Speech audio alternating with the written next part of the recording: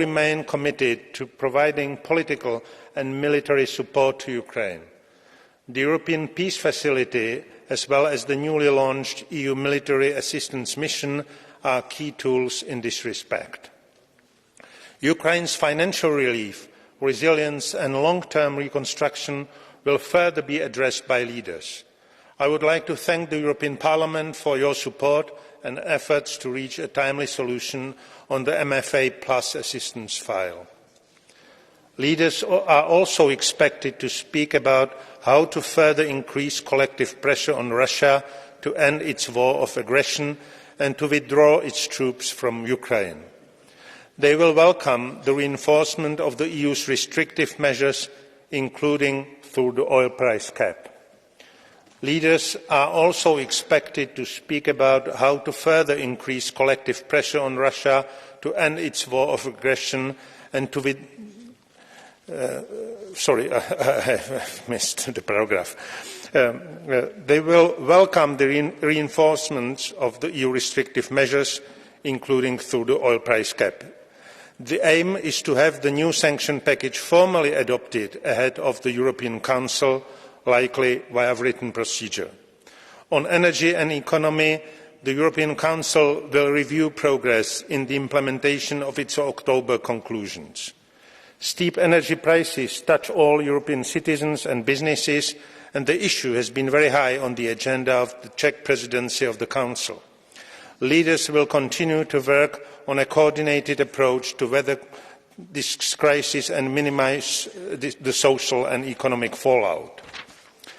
They will discuss the impact of high energy prices and global developments on our industrial fabric and consider what should be done to maintain our global competitiveness and develop our technological leadership in the green transition whilst preserving the global level playing field. Leaders will also take stock of progress on the latest energy measures proposed by the Commission and address the next steps. We need to make sure we continue to deal with the most immediate aspects of the current energy crisis, but also prepare for next winter and develop together a resilient system for the coming years. We must phase out our dependency on Russian energy exports, accelerate the green transition and ensure security of supply, which will require stepping up investment in infrastructure and interconnections, innovation, renewable energy and energy efficiency projects. Turning to security and defence, leaders will follow up on their discussions in March and May, taking stock and providing further guidance on the implementation of the strategic compass and the Versailles Declaration. The EU is taking more responsibility for its own security and its capacity to act autonomously in defence matters. This includes strengthening the European defence and industrial base. Of course, the transatlantic bond, as reflected in the EU strategic compass and the NATO strategic concept, remains key. The European Council is expected to call on the Council and the European Parliament to swiftly adopt the European Defence Industry Enforcement through Common Procurement Act. The Council already adopted its position in early December under the lead of the Czech presidency. Regarding the EU's commitment to work with partners on security and defence, the European Council should underline the importance of instruments such as the European Peace Facility and is expected to welcome the agreement of the Council to increase EPF's overall financial ceiling by €2 billion in 2023. The European Council will hold a strategic discussion on relations with the southern neighbourhood. Leaders are also expected to have a strategic discussion on transatlantic relations. On the 6th of December, the Western Balkans Summit took place in Tirana. EU leaders and Western Balkans partners reconfirmed our strategic partnership. The Tirana Declaration reaffirms the EU's unequivocal support for the EU perspective of the Western Balkans. Yesterday, the Council adopted conclusions on the enlargement process, which the European Council is expected to endorse. As you can see, a very rich agenda. Thank you very much for your attention. Thank you very much. Minister, thank you for all your work these past 6 months. I now give the floor to the President of the European Commission, Ursula von der Leyen.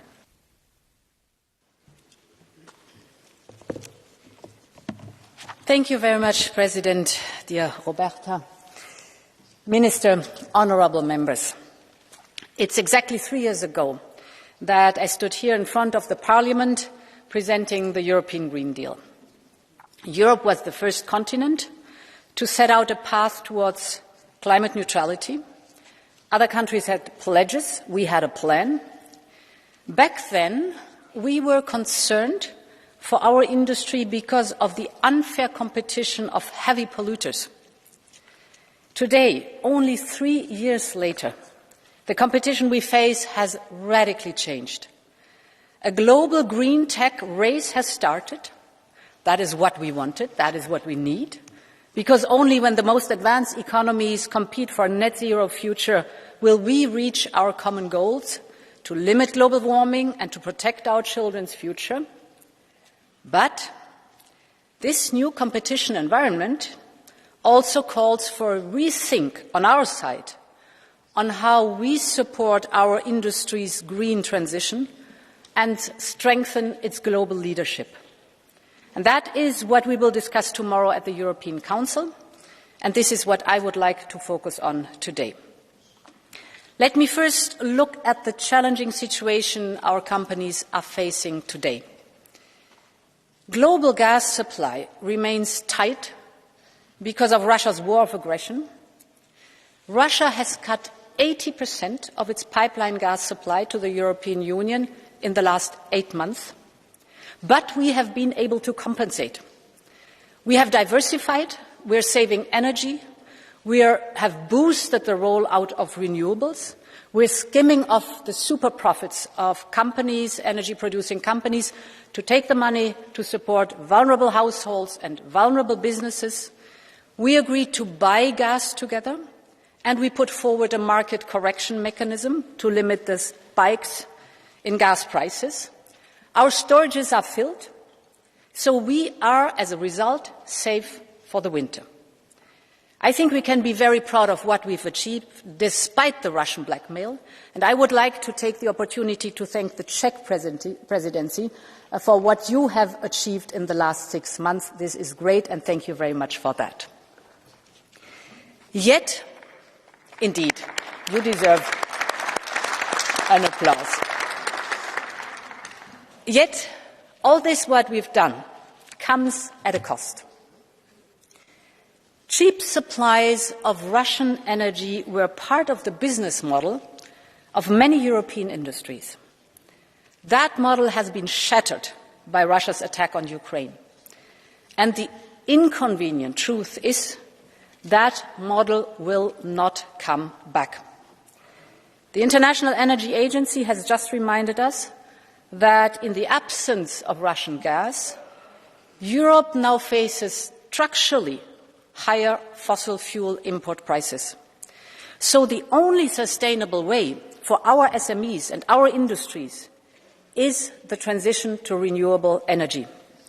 Renewable energy is not only affordable, but it's of course also homegrown, and it creates good jobs here in Europe.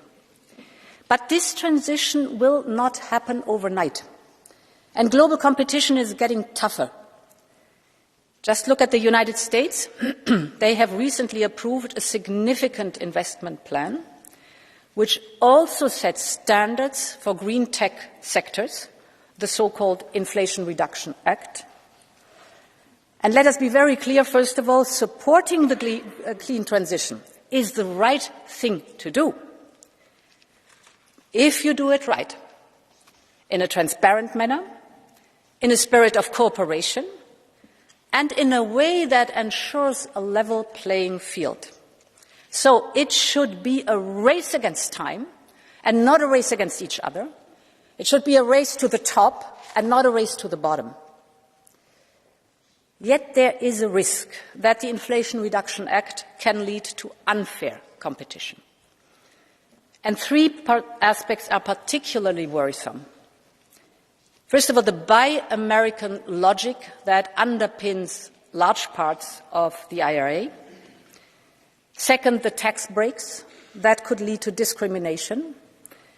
And third, the production subsidies that could disadvantage European companies. We need to address these issues. We need to give our answer, our European IRA. And I see four main strands of action. First of all, we have to adjust our own rules to facilitate national public investment in the transition. Second, we have to reassess the need of further European public investment in the transition. Third point, we have to work with the United States to address some of the most concerning aspects of this law. And of course, the fourth topic is we have to further accelerate our transition to green energy. So to my first point, we need to nurture the further future generation of industrial production, our own green tech industrial basis. This one we have to strengthen.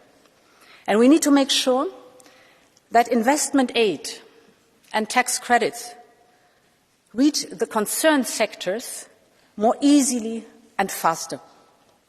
And this is why we will in January put forward a new framework to accelerate the transition. It will make our state aid rules simpler and faster for the years to come. And it will close the existing gap to target the whole value chain of strategic green sectors, including large-scale deployment and the access to raw materials.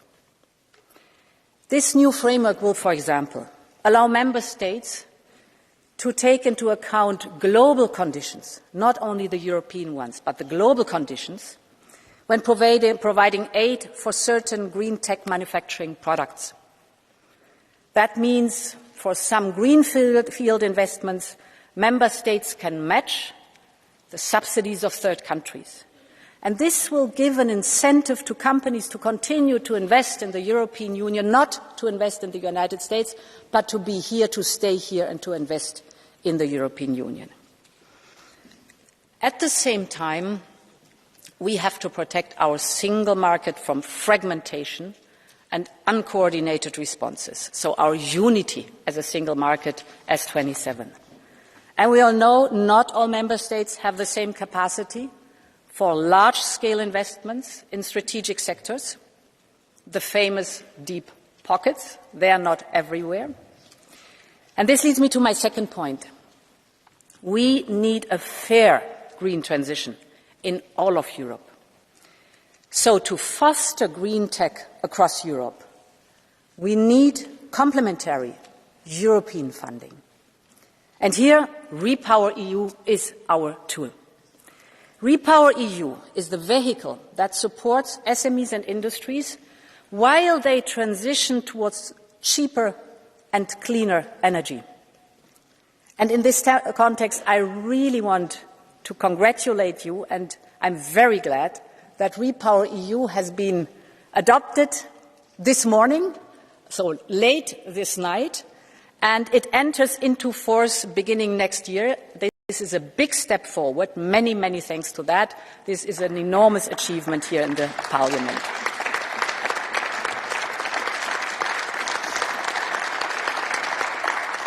It's good that we have REPowerEU now. I think at the same time, the need for acceleration for the renewables will also require a boost of REPowerEU so that we can properly address the new circumstances that have been created through the IRA. This is for the short term. In the medium term, however, I think we need a more structural solution, because we want European industry to keep leading in the green transition. And this is why I introduced the idea of a sovereignty fund. And I think the upcoming midterm review of the MFF around summer will be a good opportunity to put forward our proposal in more detail. The idea behind it is very simple. Europe is a continent full of strength. Our single market is unique. We have the largest single market worldwide. We have a highly skilled workforce. We have world-class universities. We have a tightly woven network of renowned research institutions. But we also need to galvanize our strong European industrial power in the global fight against climate change. And that calls for a common European industrial policy with common European funding. I am speaking of beefing up the resources available for upstream research, innovation and strategic projects at EU level. Just think of hydrogen, semiconductors, quantum computing, AI, biotechnologies. That's where we have to do the investments now. And for the first time, we will also bring European funding to our successful important projects of common European interest, the abbreviation IPCEIs or IPCEIs as some say. These are strategic investments to maintain our global leadership in the green tech sector. My third point. We are working very closely with the Biden administration on the most concerning aspects of the IRA, and we are discussing how to jointly strengthen our clean energy and industry bases.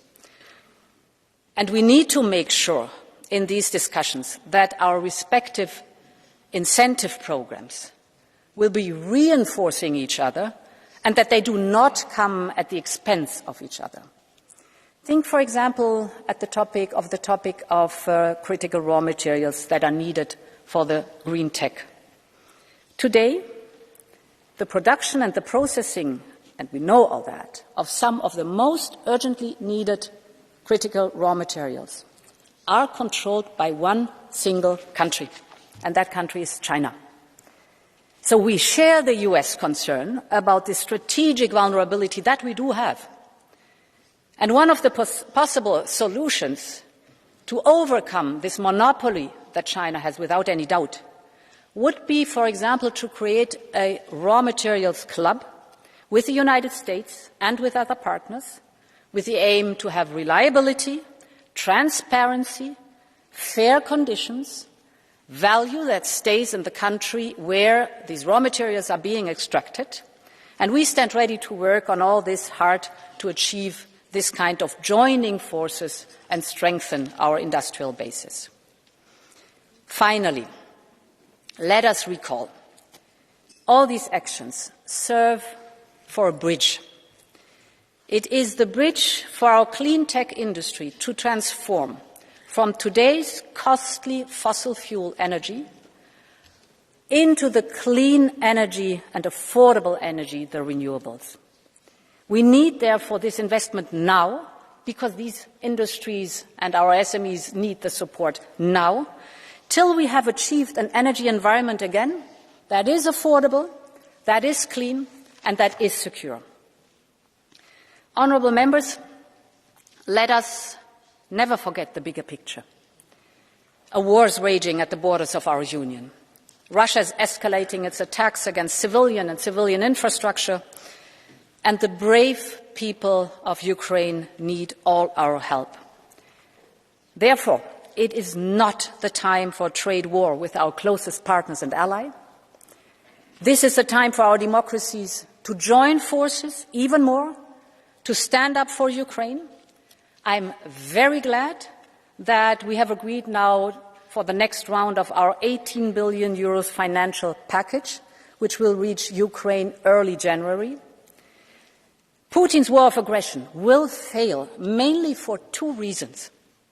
The first one is, of course, the enormous bravery and the enormous courage of the Ukrainian people. But the second reason is the international community's remarkable unity. And therefore, let us stay strong.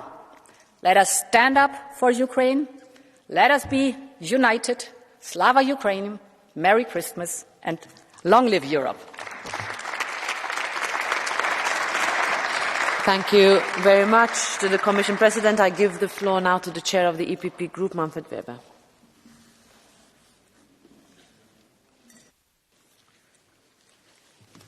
Madam President of Parliament, Madam President of the Commission, Mr. Beck, dear colleagues, Today's subject is the preparation of the European Council, but before we go into this, as an institution, I think we all are still under shock about the corruption cases.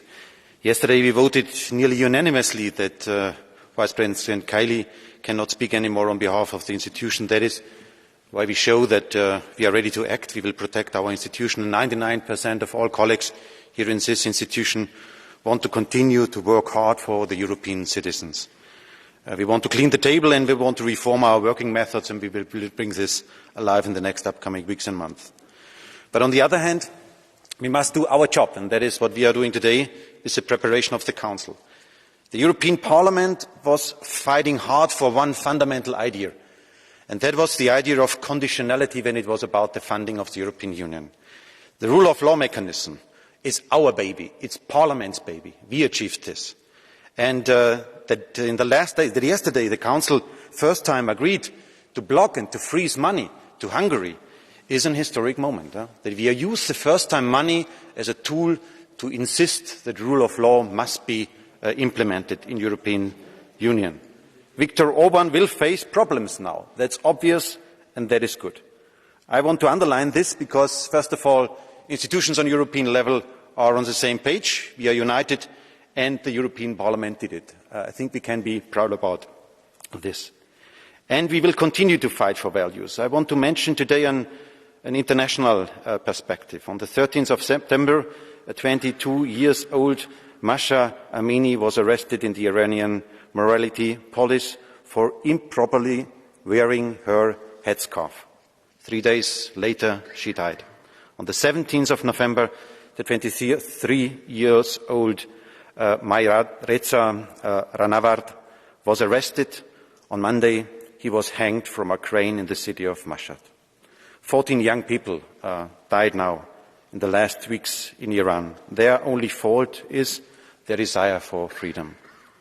This is the Iranian reality. We condemn the brutal killing of all these young people and all the people who fight for freedom. And here in the European Parliament, we must show our support. And I think we can consider, Madam President, that probably for the January plenary, we should also invite representatives from the Iranian opposition to this House to support them. And when we look to inside of the European Union, then it's about competitiveness, it's about jobs, it's about perspective for our business, and we welcome this dimension. We support the ideas presented today by the Commission President on the ERA. That is a good answer. We don't need a war, a trade war with the American friends. We need our solid answer with a position of strength, not being naive, but being strong. We have to strengthen our single market. For example, in the telecom sector, there is still a lot to do. And we need the main message of how can we strengthen competitiveness. And there we are looking forward for the Swedish presidency to come. I want to mention also the defense sector again, because our countries are spending now hundreds of billions of euros to buy weapons, and that is good that we are investing in our defence capacity in Europe. But Poland is buying the tanks in South America and South Korea. Germany is buying the air fighters in the US.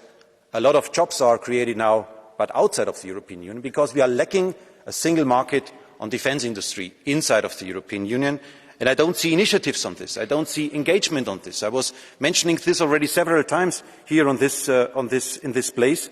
So we have to speed up to build up a real European defence pillar with also a cyber defence brigade, a real European defence pillar inside of the NATO.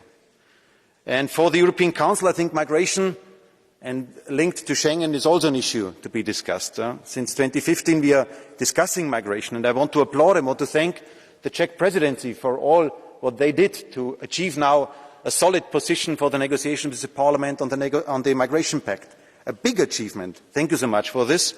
And the urgency is obvious. 280,000 illegal migrants arrived during this year in the European Union. The reception centres are again full. That's why we have to speed up on this legislation, and we have to finalise it in the next upcoming month. And the Schengen enlargement must also be an issue in this regard. The veto from Austria and from the Netherlands was wrong and was not fact-based. And that's why I hope that this is also coming again on the negotiation table now in Brussels tomorrow and on Friday. We need fairness. Romanians and Bulgarians deserve the same treatment that all the other Europeans have. That's why the enlargement must come. And finally, on the energy side, Madam President, you know I was several times insisting here, why have you used the Article 122 for doing the energy proposals? I tell you, for our legislation where the Parliament is involved, the REPowerEU, we finalised now the legislation, and for the gas cap and for other proposals you made in an urgency procedure, we are still lacking any kind of progress. We see no progress at all on the Council side. That's why next time please involve again the European Parliament at the place where the democratic decisions must take place. So that is my first message. But on content, Council must speed up. Council must now deliver on the gas cap decisions.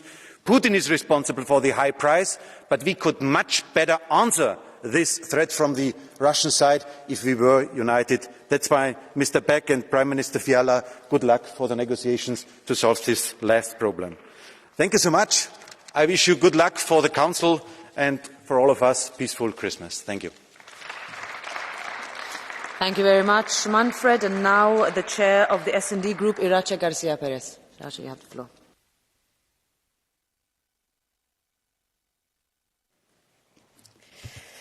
Estimada presidenta, comisarios, señorías, nos encontramos a las puertas del último Consejo de este año con tal abanico de retos encima de la mesa que se nos demanda celeridad, tesón y contundencia en la toma de decisiones.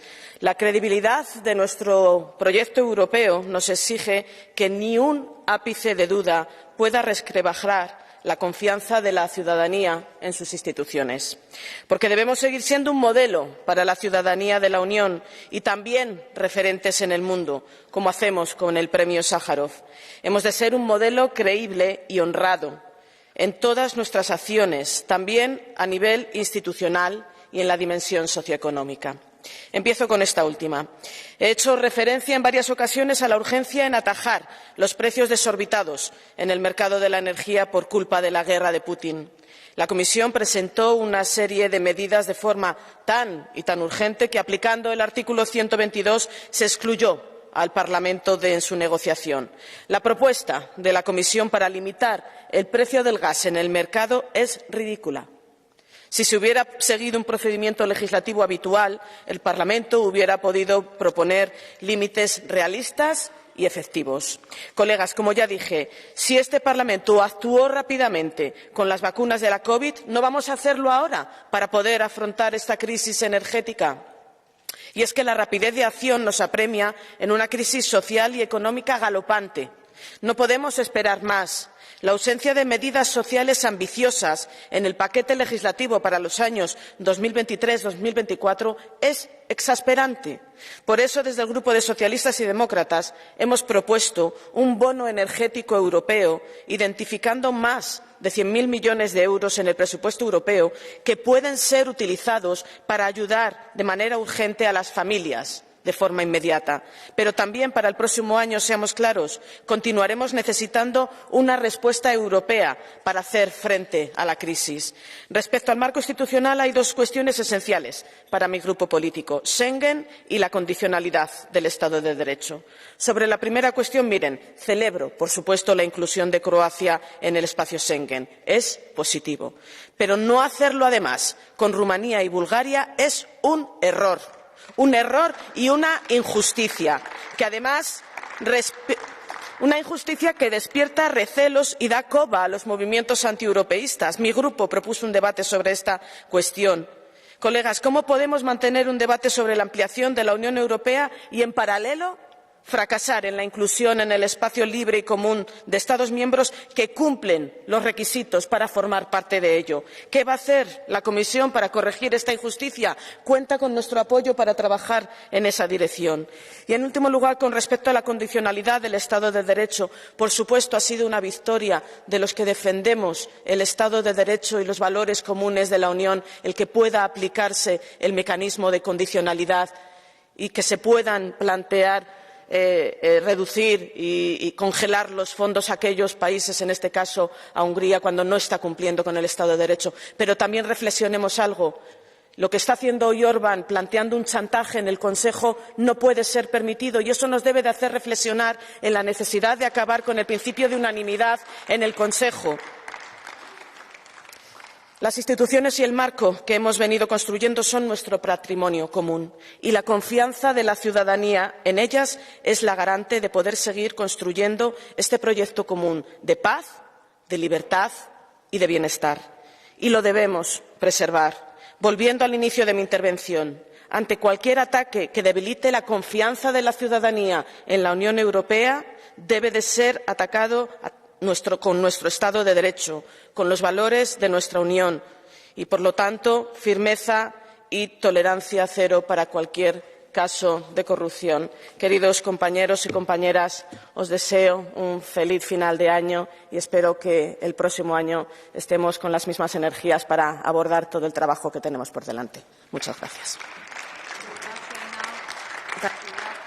Thank you, Irache. And now the President of the Renew Europe Group, Stéphane Séjourné. Stéphane. Merci Madame la Présidente, chers collègues. L'agenda de ce Conseil européen est moins chargé que prévu et c'est une bonne chose et une bonne nouvelle. Les accords d'hier et d'avant-hier sont des excellentes nouvelles. Je me permets de souligner que ce Parlement européen, notre groupe en particulier, Renew Europe, y sont pour beaucoup. Déjà sur la Hongrie. C'est historique. Le mécanisme de conditionnalité était une demande de mon groupe. Son activation par la Commission et son adoption par le Conseil ont été possibles grâce à la pression de ce Parlement européen. Alors, Monsieur Weber, disiez que ce mécanisme de solidarité et de conditionnalité était le bébé de ce Parlement européen. C'était avant tout peut-être le bébé d'un certain nombre de groupes politiques qui ont poussé cette démarche, mais nous le partageons volontiers aujourd'hui avec l'ensemble de ce Parlement. Le taux minimum de taxes sur les multinationales, comme la taxe carbone aux frontières, bientôt sera une réalité conforme aux souhaits également de cette Assemblée. On doit s'en féliciter. Mais bien sûr, ces dernières semaines ont aussi démontré que les vétos pourrissent la vie démocratique européenne. L'absurde décision de retarder l'entrée de la Roumanie et de la Bulgarie dans Schengen, l'incompréhensible attente des mesures sur le prix du gaz, les très inquiétants retards sur les sanctions russes, tout cela devrait décider le Conseil à écouter ce que nous clamons depuis des mois et des mois, mettez fin à l'unanimité, passez à la majorité qualifiée, écoutez les citoyens sur la conférence sur l'avenir de l'Europe, ce sont des mots que vous avez entendus, Madame la Présidente, messieurs les représentants du Conseil dans cet hémicycle, souvent, et je pense que nous devions aller plus loin sur cette question. C'est une question d'efficacité, de modernisation de nos institutions, qui sont d'autant plus nécessaires que les défis gigantesques que nous devons faire face devant nous sont énormes. Les décisions de nos amis américains, de nos adversaires chinois mettent en péril notre tissu économique. C'est une question majeure de souveraineté. Sans tissu productif sain, le Green Deal est menacé, la cohésion sociale est en danger. C'est aussi une question d'unité, et vous l'avez dit, Madame la Présidente, assez justement, les asymétries des réponses nationales posent un vrai risque de fragmentation. C'est un danger pour le marché unique, et je demande à la Commission, mais vous avez fait quelques annonces, mais surtout aux chefs d'État et de gouvernement, de soutenir ces trois idées. D'abord, le Fonds européen, vous en avez parlé, pour que nous produisions plus sur notre sol, comme les énergies renouvelables et propres et des biens essentiels, un test de souveraineté pour garantir qu'aucune législation européenne ne nuise à nos objectifs sur ce domaine-là. C'est ce que nous faisons déjà, d'ailleurs, sur le volet environnemental et sur le volet du Green Deal. Une loi, peut-être, de souveraineté pour libérer les énergies, notre continent. Nos règles entravent nos entreprises, nos PME, les délais de permis, les démarches interminables et inutilement complexes que nous vivons dans nos pays respectifs. 3 ans pour un projet européen sur l'hydrogène. Il faudrait à minima 3 mois. Les entreprises ne demandent qu'à produire, qu'à créer des emplois. Ce sont les forces vives de notre continent et nous en avons besoin pour être la puissance économique de demain. Voilà, Madame la Présidente, Monsieur le Ministre, je sais qu'une crise chasse l'autre, qu'après le Covid, la guerre, l'énergie, c'est désormais l'industrie qui est en haut de la pile de nos priorités. Nous n'avons pas le temps de repousser nos décisions, nous devons innover politiquement pour bien négocier ce tournant économique du Made in Europe. Je vous souhaite à tous également de bonnes fêtes, un joyeux Noël, et nous espérons que, en tout cas, ce Conseil sera productif pour notre économie, pour nos citoyens et pour protéger nos citoyens européens de ces crises. Merci. Merci beaucoup, Stéphane. I give the floor now to the co-chair of the Green Group, Philippe Lambert. Good morning, everyone. This time I think I'm going to speak English because I want first to thank Mr. Beck and congratulate the Czech presidency. It's the second time that your country is leading the work of the European Union for 6 months.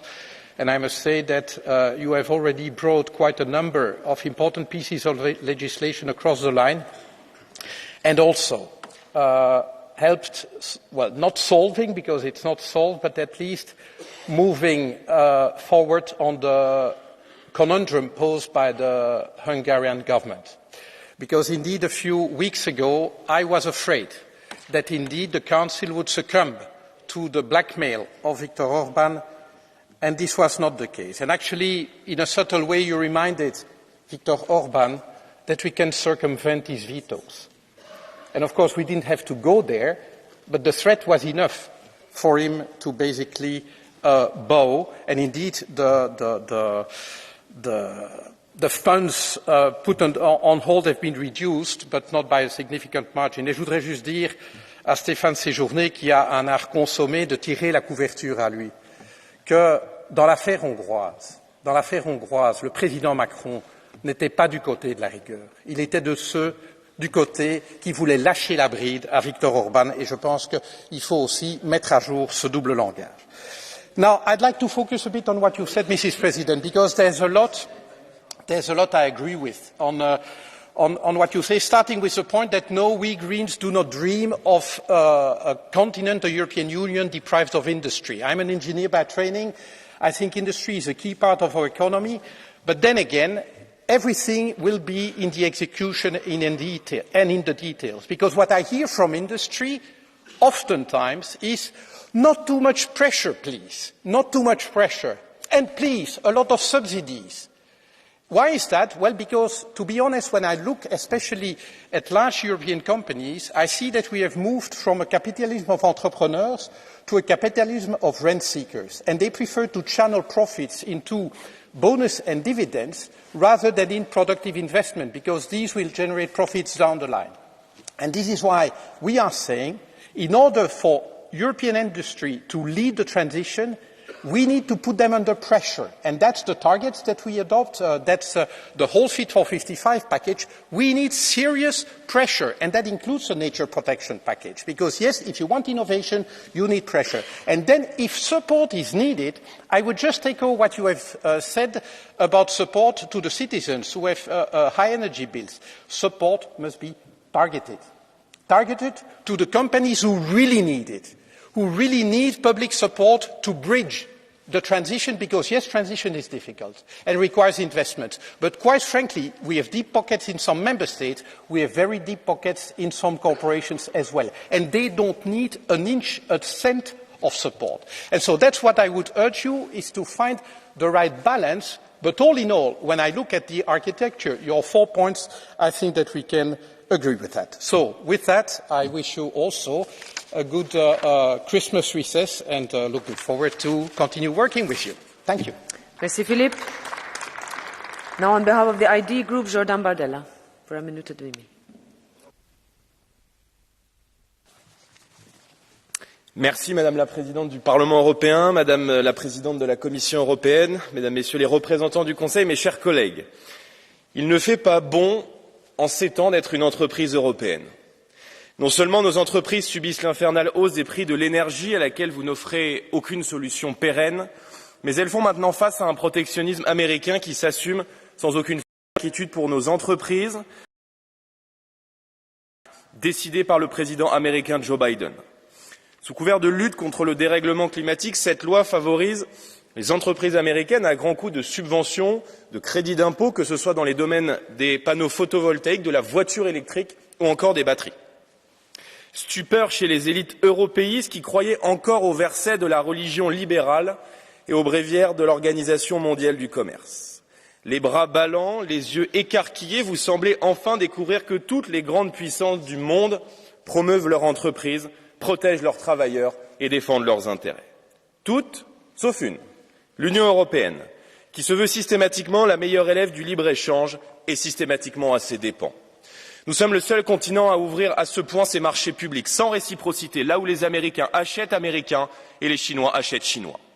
Nous sommes les seuls à ouvrir à ce point nos frontières à des produits qui ne respectent aucune de nos normes, qu'elles soient sociales ou environnementales. Plutôt que d'être les éternels naïfs du commerce planétaire, qu'attendons-nous, nous, Européens, pour acheter européen?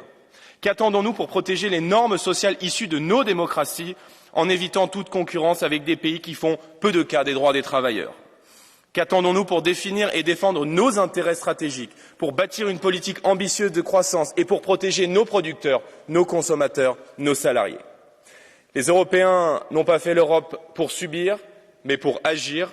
Réveillons-nous. Je vous remercie et je vous souhaite à tous, mes chers collègues, un très joyeux Noël. Merci Jordan. Now I give the floor on behalf of the ECR group to Beata Szydło for 1 minute and a half. Pani Przewodnicząca, Szanowna Pani Przewodnicząca Komisji, Szanowni Państwo. Słuchając dzisiaj niektórych z Państwa, mam wrażenie, że żyjemy w alternatywnej rzeczywistości, ponieważ to wszystko, o czym Państwo tutaj mówicie, jak gdyby jest postawione w takiej sytuacji, gdyby nie było w Europie wojny. Ta wojna ciągle jest. Ta wojna jest za naszymi granicami, bezpośrednio za granicą Unii Europejskiej. Ukraina dzielnie się broni, ale potrzebuje wsparcia.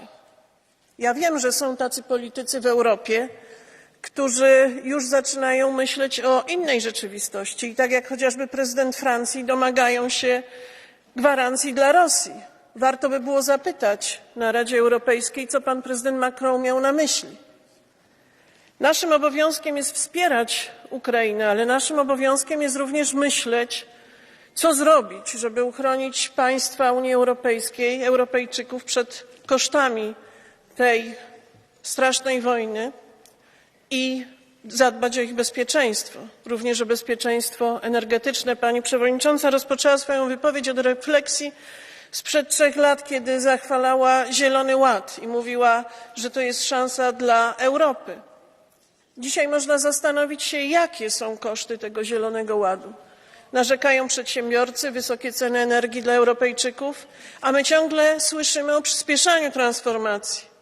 Czas zacząć myśleć pragmatycznie. Dzisiaj Europa jest w poważnym kryzysie ze względu na wojnę na Ukrainie. I naszym obowiązkiem jest bronić przede wszystkim bezpieczeństwa i chronić Europejczyków przed ubóstwem.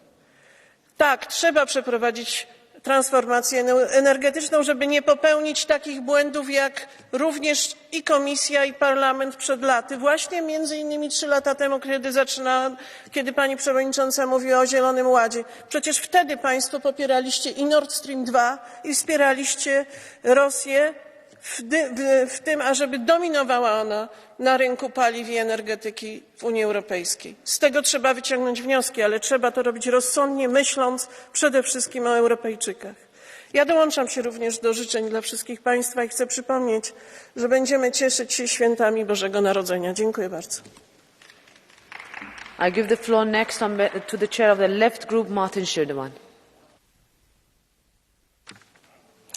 Vielen Dank, Frau Präsidentin. Im Winter des Jahres 2020 konnten über 35 Millionen Europäerinnen in der EU ihren Strom oder ihre Heizung nicht bezahlen. Und diesen Winter werden es viele Millionen Menschen mehr sein. Und noch immer streiten sich leider die Staats- und Regierungschefinnen und Chefs darum, wie wirklich wirksame Maßnahmen ergriffen werden können, wie die aussehen können, die den Menschen in dieser für viele existenziellen Krise über den Monat helfen können. Und noch immer gibt es keine klaren Beschlüsse für einen Gaspreisdeckel, der den Menschen, dem Handwerk und den kleinen und mittelständischen Unternehmen das Leben erleichtert und die Zukunft sichert.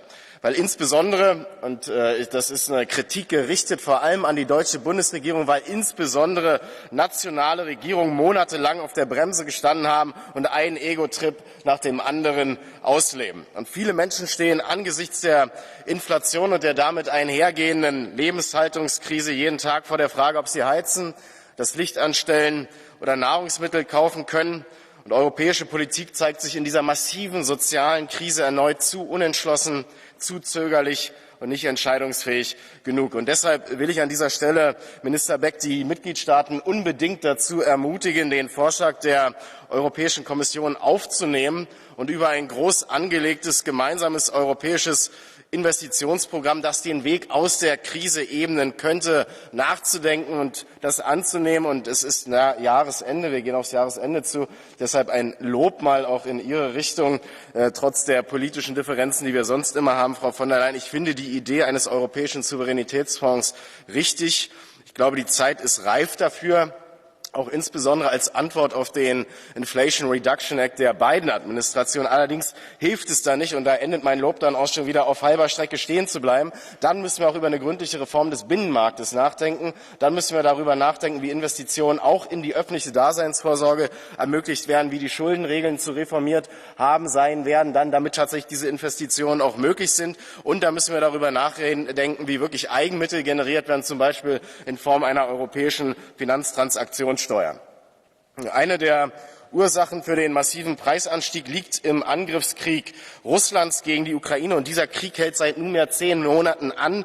Die Zivilbevölkerung leidet unter den verbrecherischen Angriffen der russischen Armee auf die zivile Infrastruktur. Kälte, Dunkelheit, Hunger werden zu Waffen, vor allem gegen Kinder, Alte und Kranke. Und dieser elende Krieg muss endlich beendet werden. Und dafür braucht es auch eine konsequente diplomatische Offensive der Europäischen Union unter Aufsicht in Zusammenarbeit mit den Vereinten Nationen. Sollte es gemeinsame Initiativen mit China und mit Indien geben, die Russland an den Verhandlungstisch bringen. Und auf den Rückzug der russischen Truppen aus der Ukraine muss dann aber auch die Aufhebung der Sanktionen folgen. Kluge europäische Politik sucht jetzt den Weg aus der militärischen Logik hin zu einer Friedenslogik, deren Ziel am Ende natürlich auch der Ausbau und der Aufbau einer nachhaltigen europäischen Friedensordnung sein muss. Und nein, liebe Kolleginnen und Kollegen, das Einfordern von Friedensgesprächen und Diplomatie ist keine Parteinahme für Putin und seinen verbrecherischen Angriffskrieg. Der Korruptionsskandal hat die europäischen Institutionen im Innersten erschüttert. Er ist nichts weniger als ein Schlag gegen die Glaubwürdigkeit europäischer Politik. Herr Kollege, kommen Sie bitte zum Schluss. Wir müssen auch Sie, werde ich sofort tun, Herr Präsident, wir müssen auch Sie bitte, Herr Beck, dafür sorgen, dass die Transparenzregeln des Europäischen Rates verstärkt werden. Die sind nämlich noch wesentlich intransparenter als die des Europäischen Parlaments. Vielen Dank, liebe Kolleginnen und Kollegen. Es ist noch ein bisschen früh, erholsame Feiertage zu wünschen, zumindest aus meiner protestantisch-kommunistischen Ethik heraus. Aber wenn es dann soweit ist, wünsche ich auch Ihnen erholsame Feiertage. Bis dann. Herzlichen Dank. Am Wort ist nun Frau Tiziana Beghin. Grazie Presidente. Presidente von der Leyen, io ho apprezzato molto il suo intervento e riconosco gli sforzi fatti e soprattutto condivido la sua affermazione che l'unica possibilità per contrastare la crisi energetica sia accelerare la transizione verso le rinnovabili. Tuttavia non possiamo nasconderci dietro al fatto che oggi in Europa ci sono 95 milioni di persone a rischio povertà anche a causa della crisi energetica e per costoro l'aumento del prezzo del gas non significa abbassare il termostato ma scegliere se mangiare o scaldarsi ed è per questo che ritengo che il nostro ritardo nel fissare un prezzo al tetto del gas sia veramente ingiustificabile e del prossimo Consiglio europeo deve trovare un accordo. Vorrei ricordare che a inizio 2021 il metano costava 16 euro a megawattora e questo era il valore deciso dal mercato a cui tutti i fornitori erano ben disponibili a rifornire l'Europa, non solo Gazprom. A giugno scorso si parlava di un price cap a 90 euro, per cui non capisco come la Commissione abbia pensato che fosse accettabile proporre una soglia a 2,75 e anche i 225 ora della Presidenza ceca sono troppo alti e rendono il provvedimento di fatto inutile ed inapplicabile. L'UE deve rappresentare tutti i cittadini, soprattutto quelli che non possono riscaldarsi. Deve chiedere per loro un tetto al prezzo del gas rapido ed efficace. Grazie.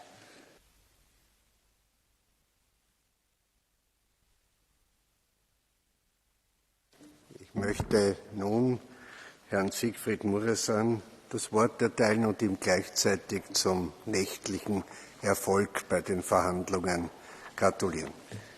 Dankeschön. Thank you very much, President von der Leyen, Minister, dear colleagues. Tomorrow's European Council comes at an end of a year in which we delivered together. We, the European Parliament, together with the Commission and the Council, managed to support Ukraine throughout the year, managed to keep the European Union united, and we managed to sanction the aggressor. Just in recent weeks, we managed to provide funding and herewith security for Ukraine for next year, 18 billion euros, which will allow Ukraine to pay salaries, to pay pensions, to keep schools, to keep hospitals ongoing and supporting Ukrainian people. And just this morning, we managed to agree on Repower EU, which means that we will be able to reduce our dependency on Russian fossil fuels, accelerate the transition to the green economy. We will be able to improve our energy infrastructure and our energy efficiency. But let us do more, dear colleagues. Full support, President von der Leyen, for the ideas which you expressed. Let us also act, not only react. High energy prices affect people and enterprises. It negatively affects the competitiveness of enterprises. Let's work together early next year on a competitiveness check to make sure that all legislation that we put forward at European level does not negatively affect the competitiveness of European enterprises, but it helps them and improves their competitiveness. Thank you very much. Vielmals. Ich bitte nun Frau Elisabetta Gualmini zum Rednerpult.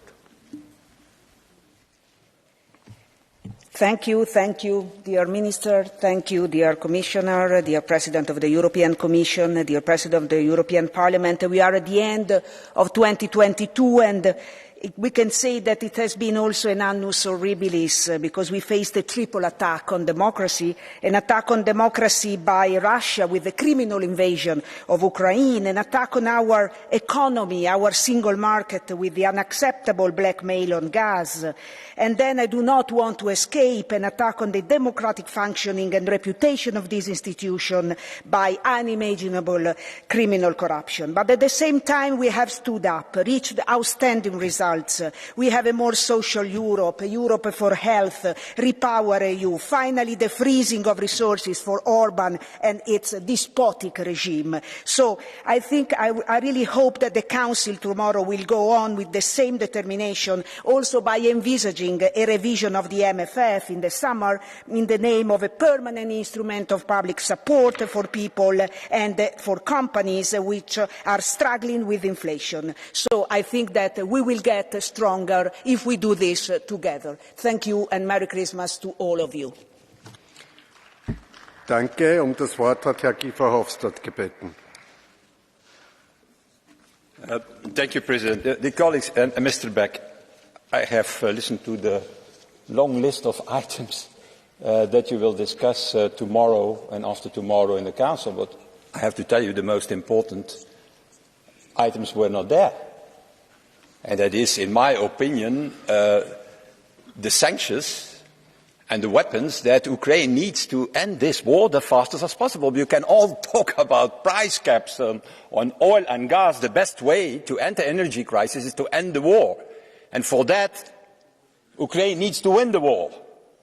And there are, for the moment, what we see is that weak sanctions create weak results. It's 10 months, and what we see is an escalation of brutality of Russia in Ukraine.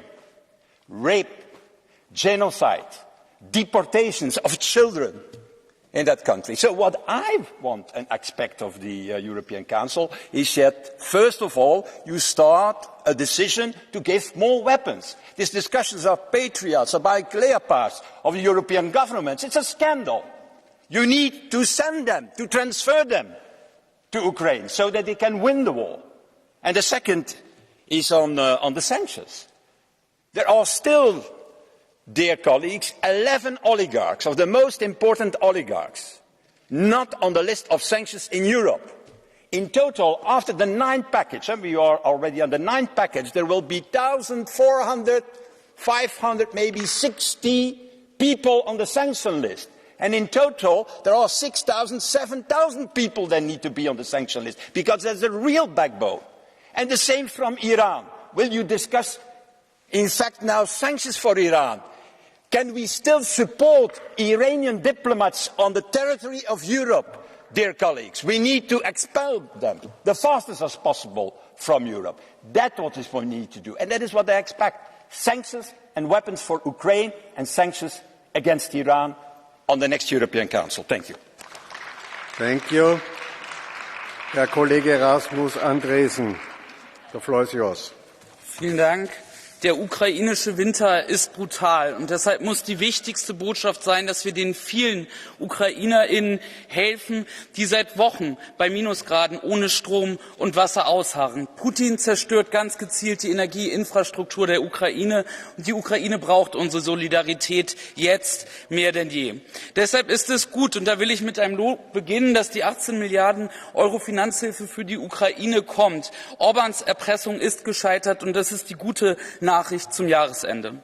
Das demokratische Europa muss zusammenstehen. Wir brauchen mehr Möglichkeiten, um Vetos von Autokraten wie Orbán zu verhindern.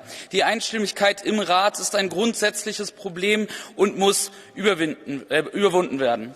Wir brauchen mehr europäische Solidarität. Solidarität mit den vielen Millionen EuropäerInnen, die nicht mehr wissen, wie sie in diesem Winter ihre Rechnungen zahlen können. Wir brauchen eine europäische Gaspreisbremse, die Energiekosten für alle Menschen und für Unternehmen drosselt. Wir brauchen einen europäischen Investitionsfonds, um unsere Industrie zu stärken und grüne Zukunftsjobs zu schaffen. Wir brauchen eine europäische Antwort auf China und die USA. Es ist gut, dass die USA ihre Industrie emissionsfrei und innovativer machen wollen. Jetzt müssen wir nachlegen. Und Frau Kommissionspräsidentin von der Leyen, es ist sehr gut, dass Sie hier heute noch mal unterstrichen haben, dass Sie dazu bereit sind. Jetzt brauchen wir aber auch im Rat Bewegung. Wir brauchen Regierungschefinnen, die dazu bereit sind, mutige europäische Antworten zu formulieren und nationalistisches Klein-Klein zu überwinden. Dieser Gipfel darf nicht ergebnislos enden. Vielen Dank. Danke vielmals. Am Wort ist Herr Madison. Thanks so much, Mr. Chairman. I wouldn't say this very often, but I couldn't agree more with Mr. Verhofstadt. He was absolutely right that we need sanctions against Iran and we need to deliver more and faster way weapons to Ukraine to win the war. That's the only solution for the peace, and we all want to have peace, definitely. Unfortunately, President of the Commission has left because probably this debate is too boring. But I was listening very carefully her speech. And she mentioned, of course, about the Green Deal, about the climate change, that this will be like the main focus tomorrow in the meeting of the Council. And just, I was thinking when she said that we have to take care of the raw materials, that we can't accept a situation where we are relying on one country, on China, to have raw materials, and we have to take care of this. And I was thinking, how? What will be the solution? Because, well, in the fact, most of the raw materials relying in China and in Africa. And in Africa, very many industries are owned by Chinese. We need cobalt for the batteries to drive our nice electric cars in the cities of Europe to feel very green. At the same time, most of the resources of cobalt are in Congo, and most of the resources are owned by Chinese in Congo. So how are we going to have this cobalt to drive our nice cars to feel very green, and how are we going to solve this solution? Are we going to kick out those Chinese from Congo? Or are we just maybe like following the absolutely crazy ideology where we have only about 6% of population in the world and we are trying to save the planet? It's like the same thing like the communist ideology in the Chinese on the 60s. I think there's no big difference. Thank you so much. Ich bitte nun Herrn Robert Roos zum Rednerpult. Weer gaat het over energie en weer is het gerommel in de marge. Het wordt volstrekt ongeloofwaardig voor de mensen thuis. De mensen die in de kou zitten. Die mensen die de rekening niet meer kunnen betalen. De mensen die jullie klimaatideologie opdringen, waardoor we nu energietekorten hebben. In plaats van je in te zetten voor het welzijn en de veiligheid van deze mensen, wordt hier door de socialisten de grootste klimaatideologen en Hongarije-besjes smeergeld aangenomen. Nota bene afkomstig van oliedollars uit Qatar. Wat een ironie. Met de ene hand de One Love band omdoen en met de andere hand het smeergeld in de zak steken. U moet zich diep schamen. Niet het eigen belang, maar het belang van 450 miljoen EU-burgers moet voorop staan. Dus stop met de ideologie, stop met de Green Deal. Zorg dat er binnen de EU weer voldoende betrouwbare en betaalbare energie geproduceerd kan worden. Repower EU kan op dit moment alleen met meer fossiel en kernenergie. Ik wens u allen een zalige kerst. Ik dank u wel. Danke. Unser nächster Redner ist Herr Tamás Deutsch.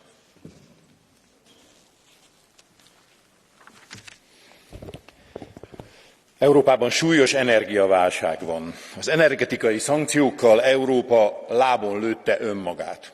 A harmadik negyedévben már 8 európai tagállamban esett vissza a GDP az előző negyedévhez képest, és 14 országban esett vissza az ipari termelés.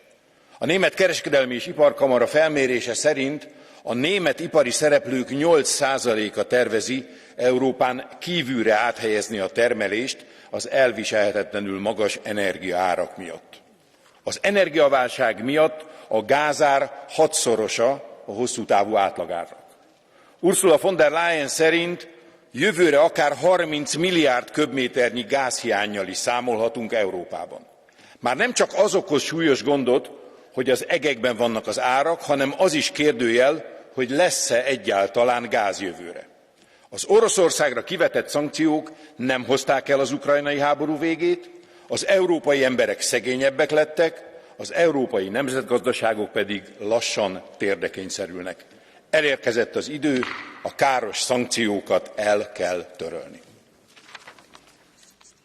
Danke, Herr Kollege. Da unsere nächste Rednerin, Frau Fitzgerald, momentan nicht im Raum ist, darf ich sofort an Herrn Jens Geier das Wort erteilen.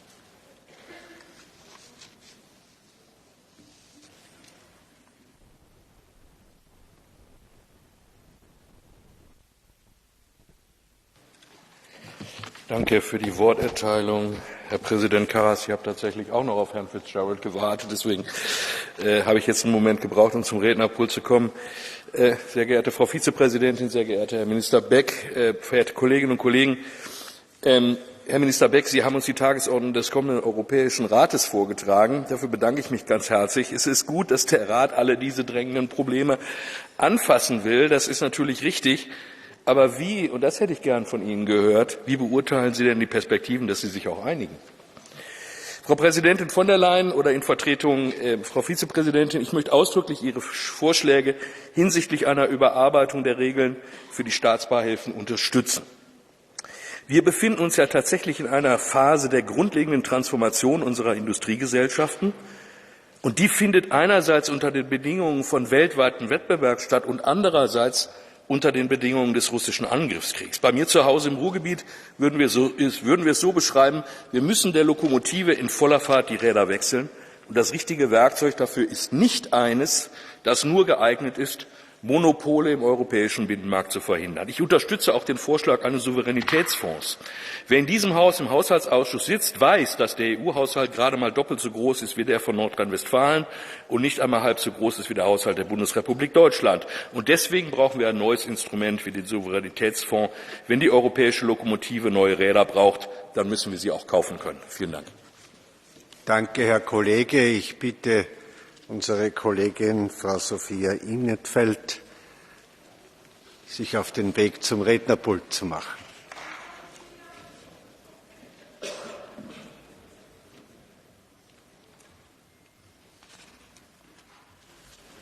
Sorry, Chair, I was distracted.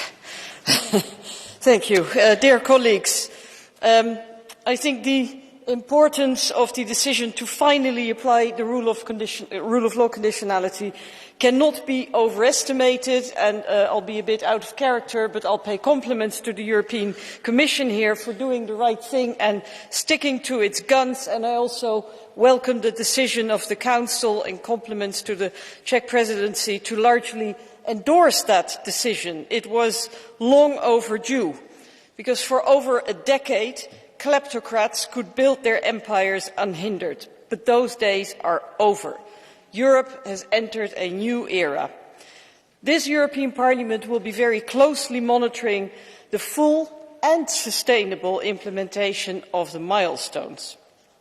And finally, colleagues, I would like to state here for the record that I believe the government of my country made a strategic mistake and committed a grave injustice by blocking the Schengen accession of Bulgaria and Romania. Thank you.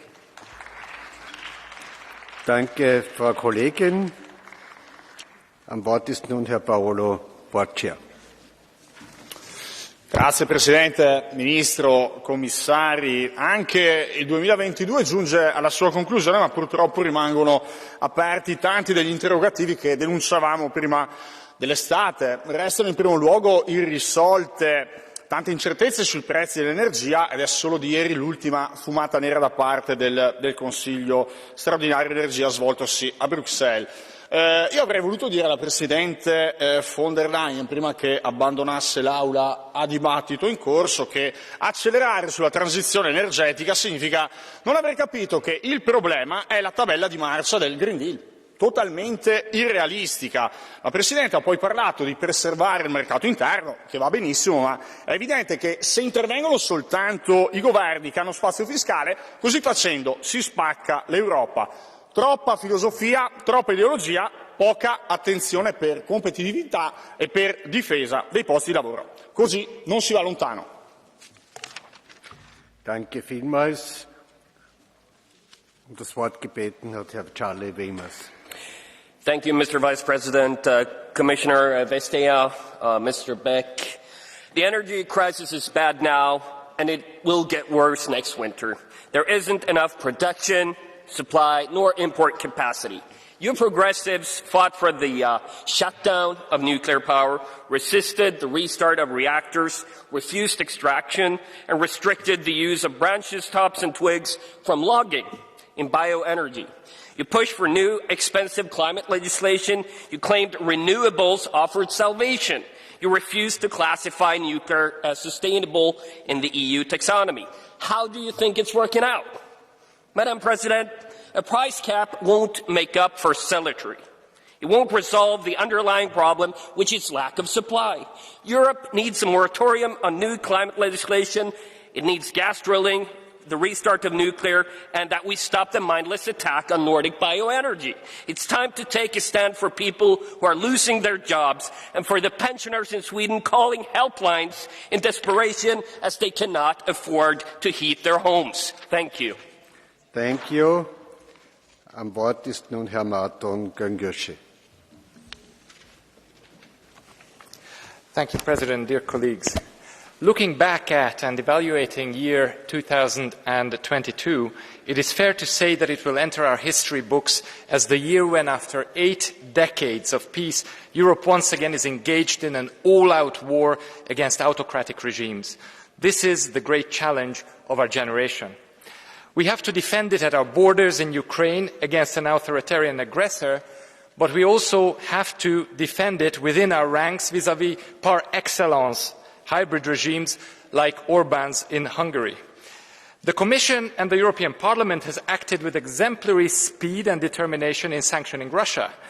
Now, just the same way as corrupt bureaucrats or MEPs undermine the reputation of our institutions, so do authoritarian and corrupt governments of certain member states.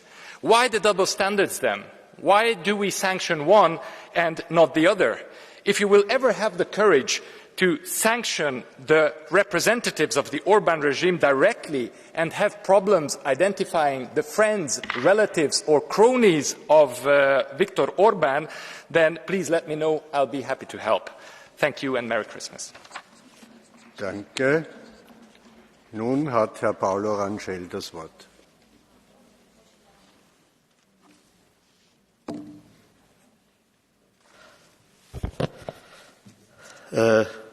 Obrigado, Sr. Presidente, Minister Beck, Vice President Vestager.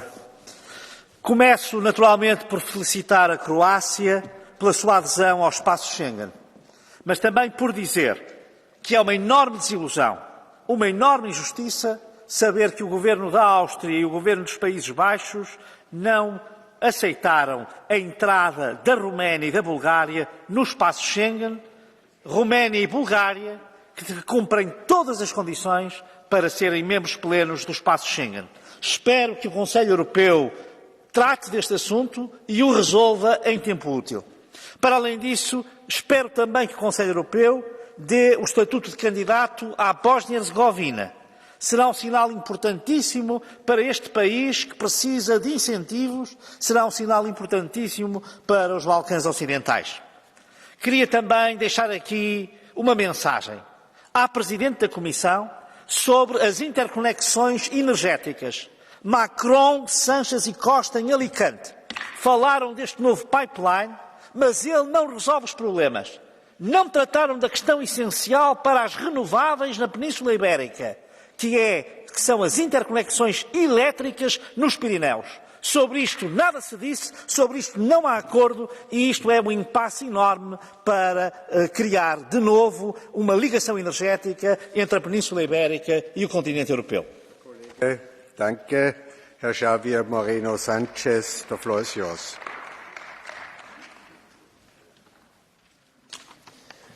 Gracias, presidente. Señorías, son tiempos convulsos para el Parlamento Europeo, pero son sobre todo tiempos difíciles para los ciudadanos y las ciudadanas.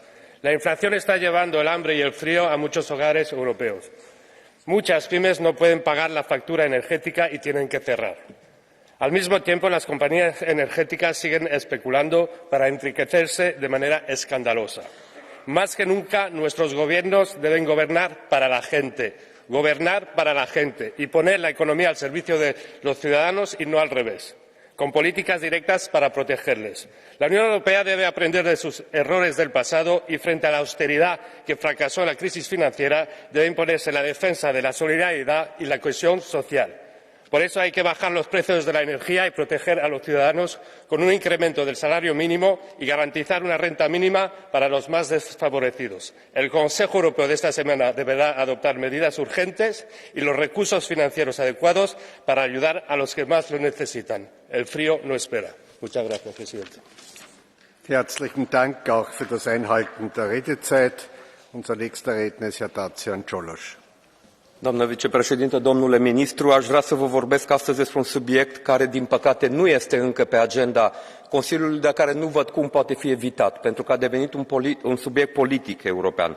E vorba de aderarea României și Bulgariei la Schengen și de veto-ul nedrept prin care Austria a blocat acest proces. Din această cauză, în România, foarte mulți oameni sunt furioși. Se vorbește despre boicotarea firmelor și produselor austriece, despre ochi pentru ochi, se inflamează discursuri naționaliste și anti-europene. Oamenii, pe bună dreptate, nu înțeleg de ce le este blocat un drept. Cred că Consiliul European poate mai mult decât să ridice din umeri sau să amâne rezolvarea acestui blocaj, care este unul eminamente politic al guvernului austriac. De aceea, aștept de la șefii de stat sau de guvern o abordare politică, o viziune despre o Europă unită, o soluție pentru rezolvarea acestui blocaj. Aș vrea să găsesc în concluziile acestui Consiliu o recunoaștere a unei realități. România îndeplinește toate condițiile de aderare la Schengen și o cale de urmat pentru a ieși din acest impas trebuie să rezulte din concluziile acestui Consiliu un impas care lovește în inima unității și solidarității europene. Și avem nevoie de solidaritate și încredere în Uniunea Europeană și nu în a inflama spirite naționaliste și anti-europene. Mulțumesc! Danke vielmals. Das Wort hat Frau Silvia Limmer gebeten.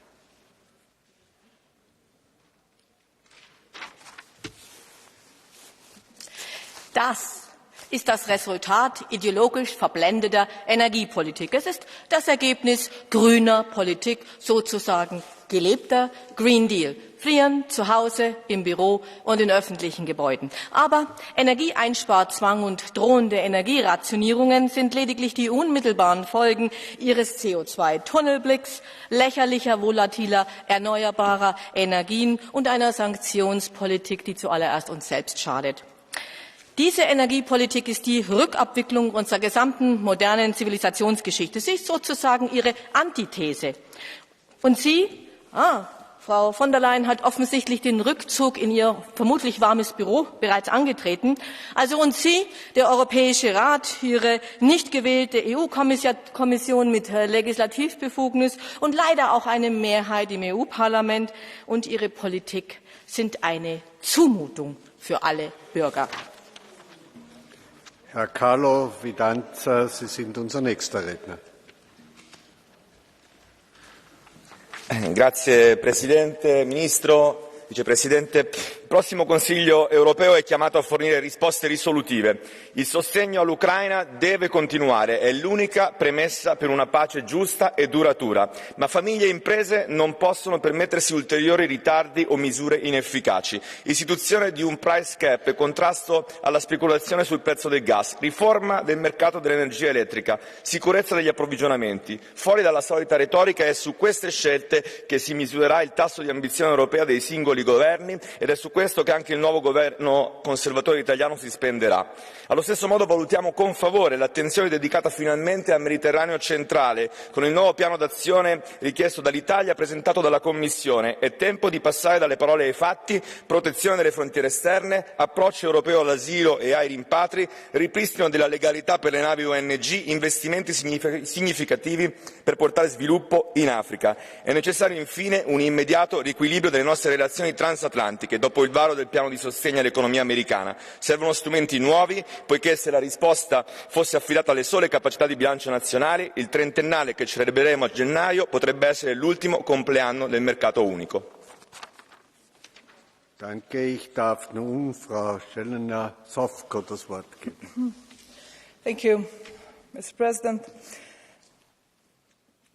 Tomorrow Council meeting promises to be a historical one. Today is a historical date. 27 years ago, Dayton-Paris Peace Accord was signed in Paris. If the leaders of the member states follow the recommendation of the Commission and their own ministers on European affairs, Bosnia and Herzegovina will be granted the candidate status. That means Bosnia and Herzegovina is sailing towards permanent peace and stability. We forgot this country, but we were awakened with terrible war in Ukraine. And we have to really take care of Bosnia and Herzegovina to find a permanent peace and stability in changing electoral law and giving their old people chances to live and to be an anchor of stability for Western Balkan. This also turns us back with the discussion that the Council will tomorrow have on EU security and defence policy and the implementation of the strategic compass. The current security challenges and the ongoing conflicts in our wider neighbourhood are a reminder that we need a more proactive and preventive diplomacy. We can learn from the EU actions in South Caucasus and avoid the mistakes made in conflict areas such as Sahel and Afghanistan. Member States need to step away from their individual interests and start building a joint capacity in external security policy. Thank you. Herr Dan Nica, der Floor ist yours. Mulțumesc, domnule vicepreședinte Karas, doamna vicepreședinte Vester, domnule ministru Beck.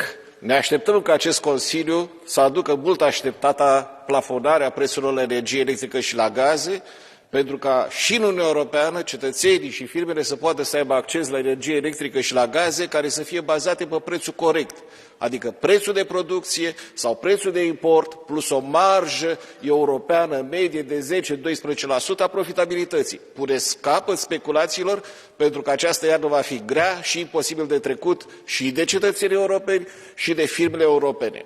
În al doilea rând, mă aștept ca acest Consiliu să poată să discute despre atitudinea pe care Austria a avut-o în privința aderării României la spațiul Schengen. O atitudine incorectă, ilegală, anti-europeană.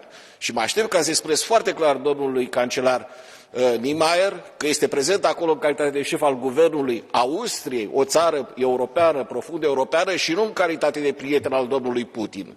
Și mă aștept ca această atitudine și să fie reparată acest vot nedrept care a umilit o țară și un popor. Și domnule vicepreședinte Karas, vreau să vă mulțumesc personal pentru poziția dumneavoastră foarte corectă în privința aderării României la spațiul Schengen. Aveți mulțumirile mele și ale românilor. Mulțumesc. Danke. Nun hat Herr Harald Wilimski das Wort. Danke sehr, meine sehr geehrten Damen und Herren. Sie debattieren hier die Ratssitzung für 15. Dezember und da steht ja auch die Frage Ukraine-Russland und die mögliche Hilfszahlung hier im Raum. Und Sie haben die Ungarn hier sehr kritisiert, die das blockiert haben, weil, so hat es geheißen, hier in Ungarn möglicherweise Korruption vorherrscht. Und ich habe das Gefühl, dass Sie bei der Debatte heute die aktuellen Vorwürfe komplett negieren, nämlich dass hier über 20 Durchsuchungen im Bereich der Sozialdemokraten stattgefunden haben, in Privatwohnungen, in Büros, dass hier über 1,5 Millionen Euro in diversen Plastiksackerln gefunden wurden, dass dieses Haus und Europa inmitten eines der größten Korruptionsskandale überhaupt steht. Und das sollte hier Diskussion sein. Die Glaubwürdigkeit, die völlig verloren gegangen ist. Und auf der anderen Seite haben Sie es ja nicht nur bei den Sozialdemokraten, Sie haben es auch bei den Konservativen, Stichwort Pfizer, hier die Geheimhaltungspolitik der Kommission. Und ich kann sagen, das, was diese Europäische Union, ich komme zum Schluss, hier noch in eine gute Zukunft führen kann, ziehen Sie die Wahlen vor. Ja? Gestalten Sie Europa in einer Art und Weise, dass all die Probleme, die wir jetzt haben, möglichst hinweggewählt werden können, und negieren Sie nicht das, was sich aktuell hier in der Europäischen Union an Skandalen manifestiert. Danke. Um das Wort hat Herr Daniel Caspary gebeten. Sehr geehrte Kolleginnen und Kollegen, wir haben in den letzten Tagen erlebt, was es bedeutet, wenn sich die Europäische Union für Rechtsstaatlichkeit einsetzt. Wir haben erlebt, dass der Rat, die Kommission, das Parlament gemeinsam standen, und deshalb haben wir eben hinbekommen, dass Gelder nach Ungarn nicht ausgezahlt werden. Und sehr geehrter Herr Kollege Wilimski, das ist auch der Unterschied genau zwischen dem, was Sie gesagt haben. Nämlich bei uns im Europäischen Parlament, wir arbeiten solche Vorwürfe auf. Wenn jemand was macht, dann ermittelt die Staatsanwaltschaft, dann ermitteln im Zweifel Polizisten, und es geht dann vor Gericht. Und das ist auch der Unterschied zu Ungarn, wo eben Korruption stattfindet und diejenigen nicht angeklagt werden, nicht vor Gericht gehen, und wir die Sorge haben müssen, dass eben dieser Missbrauch nicht geahndet wird. Und genau deshalb ist es richtig, dass wir beides machen, nämlich hier im Haus die Vorwürfe aufgreifen und aufarbeiten, aber auf der anderen Seite auch sicherstellen, dass Länder, wo die Regierungen eben fragwürdig unterwegs sind, wie in Polen oder Ungarn, die Gelder nicht bekommen. Nehmen Sie das doch bitte endlich mal zur Kenntnis. Und deswegen für das Wochenende: Ich wünsche mir, dass die Staats- und Regierungschefs bei diesem Weg weitergehen, dass die Vorschläge, die die Kommissionspräsidentin heute auch hier gemacht hat, bei den Staats- und Regierungschefs eine Mehrheit finden. Ich denke, wir sind damit auf einem guten Weg, unseren Kontinent in bessere Tage zu führen. Vielen Dank. Danke, Herr Kollege. Unsere nächste Sprecherin ist Frau Leitao Marques. No próximo Conselho, as soluções energéticas e as respostas económicas têm que caminhar lado a lado. Precisamos de estender o mecanismo ibérico, que já permitiu a Portugal reduzir as faturas da energia das famílias e das empresas num valor de 360 milhões de euros, face ao cenário sem este mecanismo. Precisamos de pôr em prática aquisições conjuntas de gás para conseguir preços mais favoráveis. E precisamos de acelerar a reforma estrutural do mercado de eletricidade que a Comissão tem prometido. São as famílias e as nossas economias que temos de defender. É a saúde dos nossos cidadãos, que depende do calor das suas casas, que temos de preservar. É por isso que o Grupo dos Socialistas e Democratas está a propor um pacote de emergência energética, sinalizando verbas para o efeito no orçamento europeu. Desejamos que o resultado deste Conselho alivie o problema energético que estamos a viver, de modo que cidadãos europeus possam iniciar o ano de 23 com a esperança em dias melhores. Muito obrigada.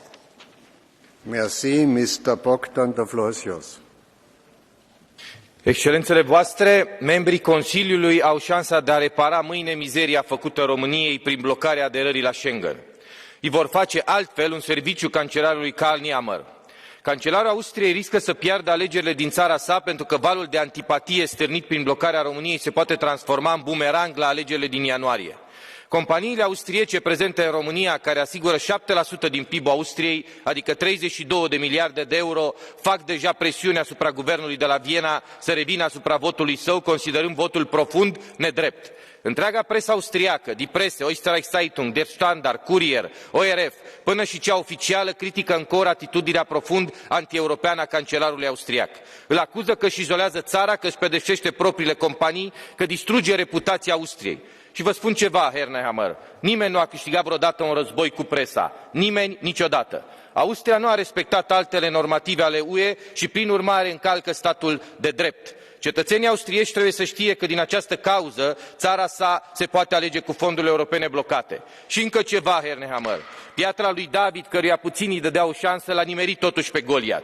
Atenție la ce a spornit cu țara mea. Noi nu uităm, chiar dacă iertăm. În schimb, mulțumesc vicepreședintelui Othmar Karas pentru modul absolut european în care a procedat și pentru poziția pe care o are, chiar dacă contrazice propriul președinte de partid. Vă mulțumim, domnule Othmar Karas. Danke vielmals. Das Wort gebeten hat Frau Christel Schaldemose. Tak, ærede kollegaer, kommissær. Vi har nu haft det indre marked i 30 år. Vi har formået os med en åben økonomi skabt en retfærdig ramme for konkurrencen, en lige konkurrence. Det har skabt arbejdspladser, og det har skabt vækst. Og nu står vi i en ny global situation, hvor vi er udfordret fra Kina med deres statsstøtte og fra USA med ikke mindst den nye Inflation Reduction Act. Ursula von der Leyen talte også om det. Min opfordring her i dag er, være meget, meget varsom i de løsninger, der skal findes til rådsmødet og i kommissionen. Vi har brug for at beskytte vores indre marked imod at blive fragmenteret. Det er rigtig, rigtig vigtigt, men vi skal heller ikke opbygge for mange barrierer for en åben økonomi. Vi har virkelig brug for at sikre en ordentlig balance i det her. Så når I arbejder med de her ting her, prøv at gøre det godt og retfærdigt og åbent og fremtidssikret. Og det handler simpelthen om, at vi skal undgå et fragmenteret indre marked. Jeg tror på, I kan, men husk balancerne. Det er helt afgørende. Ellers kan vi ikke fejre de næste 30 år for det indre marked. Tak. Danke, Frau Kollegin. Nun ist Frau Dolores Montserrat am Wort. Gracias, presidente. Nos enfrentamos a grandes desafíos como la crisis energética y económica, que merecen una respuesta coordinada en toda Europa. Pero también nos jugamos el prestigio de nuestras instituciones y la fortaleza de nuestras democracias. Por eso hoy pregunto al Consejo, a la Comisión, ¿comparten que se rebajen las penas a corruptos en el Código Penal por esos mismos corruptos que lo están pidiendo? ¿Comparten que se supriman delitos que protegen al Estado frente a ataques a la democracia porque los que la atacan así lo han pedido? ¿Comparten que en lugar de fortalecer las instituciones y garantizar la independencia del Tribunal Constitucional se cambien las reglas del juego para colocar a miembros de un gobierno en él y que así influyan en sus decisiones? Entiendo que no. Pues eso ocurre hoy en España con su gobierno. Afrontemos juntos todos los retos y amenazas que tenemos en Europa, por supuesto, pero no podemos callarnos cuando nuestras democracias se debilitan. Yo no lo haré. Gracias. Dankeschön. Wir kommen damit zum Catch-the-Eye-Verfahren und als erstes zu Wort gemeldet ist Juan Fernando López Aguilar. Consejo, Comisión. En las conclusiones de la conferencia sobre el futuro de Europa hay una que coincide con una vieja aspiración del Grupo Socialista de este Parlamento Europeo, acabar con los vetos de la unanimidad en cualquier decisión que no concierna a los aspectos constitucionales, valores comunes, Carta de Derechos Fundamentales de la Unión Europea y a la ampliación. ¿Tiene sentido la unanimidad en materia de energía? ¿Tiene sentido la unanimidad en materia de fiscalidad? Y, sobre todo, ¿tiene sentido la unanimidad para vetar el acceso a Schengen a Bulgaria y Rumanía? Celebramos Croacia, pero es una injusticia que se continúe impidiendo a Bulgaria y Rumanía el pleno disfrute del artículo 45 de la Carta de Derechos Fundamentales de la Unión Europea, la libre circulación. Y esa injusticia requiere una acción política. Y este Parlamento quiere apoyar cualquier acción política y judicial que quiera repararla, porque de otro modo estamos alimentando exclusivamente el euroescepticismo y la eurofobia, actitudes antieuropeas en dos Estados miembros. No puede ser que dos Estados miembros de 27 hayan vetado a dos Estados miembros que hace tiempo que cumplen los criterios técnicos y políticos que se les han requerido. Por tanto, es hora de reparar esa injusticia con cualquier acción política y judicial al alcance de la Comisión. Gracias. Als nächstes zu Wort gemeldet ist die Frau Abgeordnete Michaela Šojdrová. Děkuji, dámy a pánové. Opakovaně zde z různých stran zaznělo ocenění českého předsednictví a já bych se chtěla připojit. Bylo to upřímné a mě těší, že Česká republika v této těžké době pomohla nést břemeno Evropské unie. Je jasné, že na všechna ta dnešní i zítřejší jednání se díváme očima dopadu ruské agrese proti Ukrajině. To, co denně vidíme, jak Rusové dále útočí, potvrzuje, že jsme se rozhodli správně a že je to jediná cesta pro nás, i když nás dnes stojí mnoho, ale v budoucnosti by nás stálo mnohem víc, kdybychom takto jednoznačně nereagovali.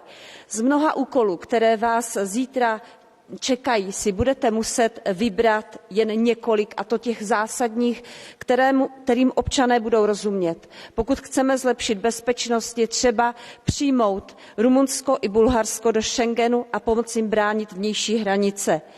Zastropování cen dováženého plynu pro zlepšení energetické situace a podpora Ukrajiny nejen slovy, ale hlavně zbraněmi. Přeji vám hodně sil do budoucích let. Dankeschön. Als nächstes zu Wort gemeldet ist Margarida Marques. Muito obrigada, Sra. Presidente.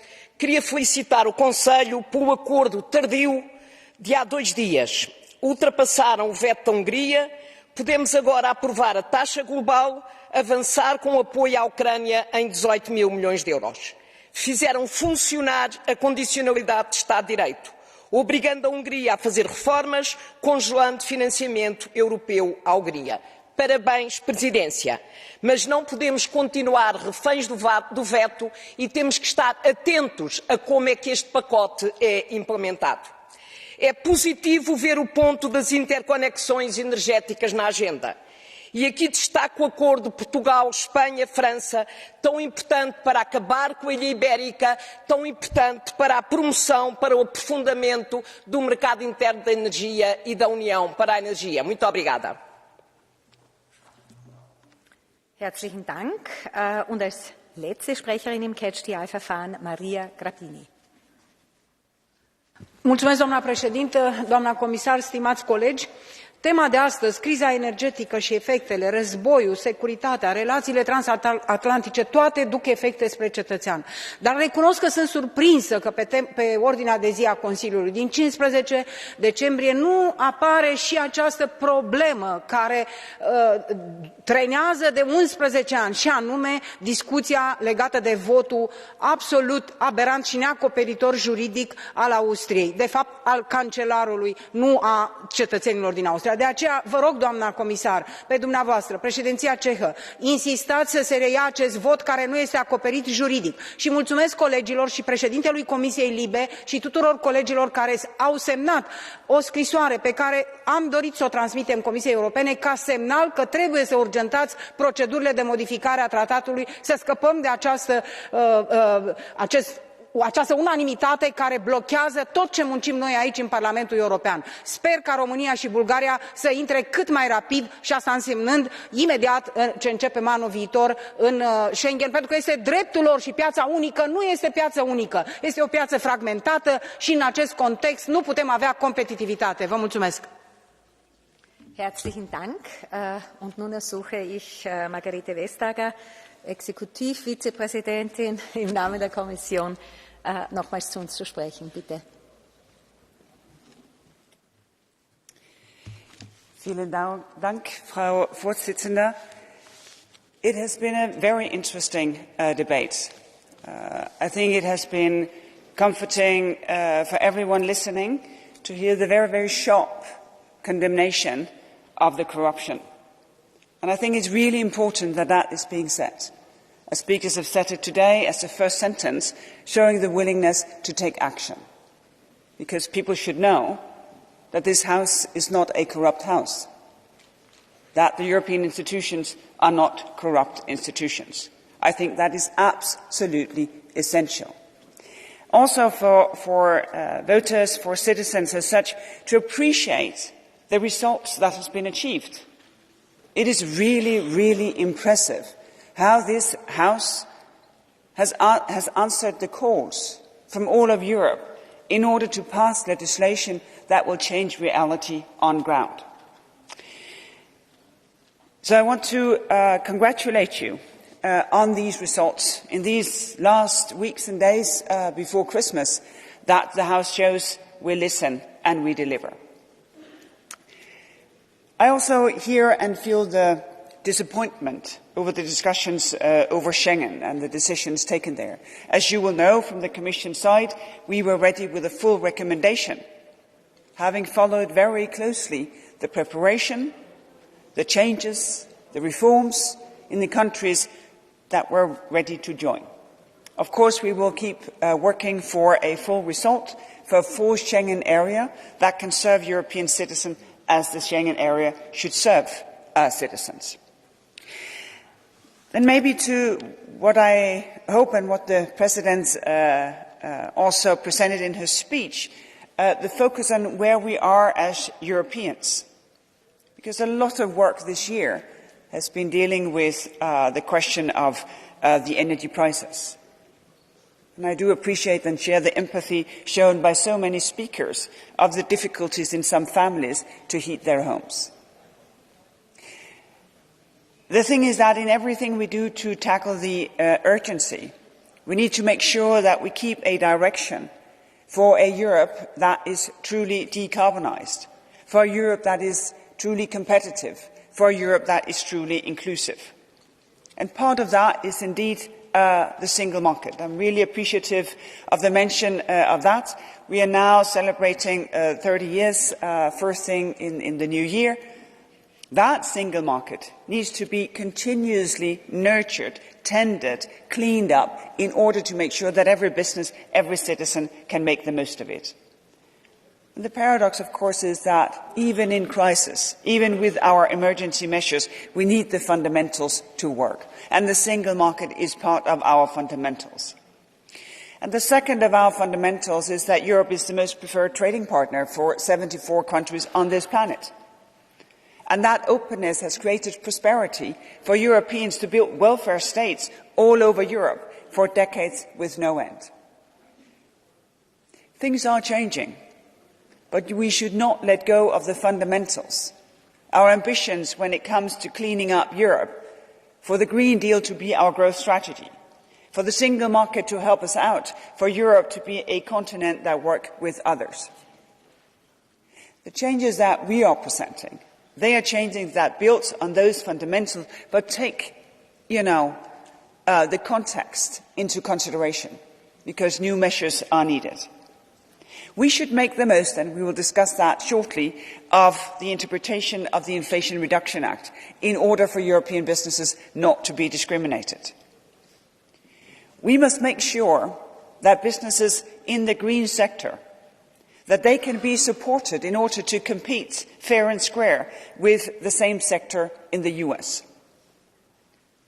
But since state aid depends on member state discussions and member state pockets and the depth of those pockets, it is really important that we press on for the third element, which is to have a truly European fund in order to support European industry for every member state and every part of these supply chains when it comes to green to feel included. And last but not least, to accelerate the green transition.